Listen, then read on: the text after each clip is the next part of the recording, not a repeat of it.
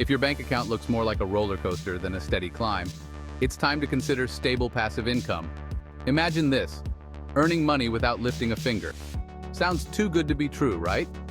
But with dividend stocks, that's exactly what you get. Companies like Ambev and Pfizer don't just operate. They pay you a portion of their profits regularly. You might think picking stocks is like flipping a coin. However, with dividend stocks, the guesswork is much less. You invest in companies known for their stability and predictable earnings. It's less about gambling and more about smart, steady investing.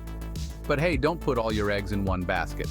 While dividend stocks are fantastic, there are other avenues too, like fractional real estate or private credit investments.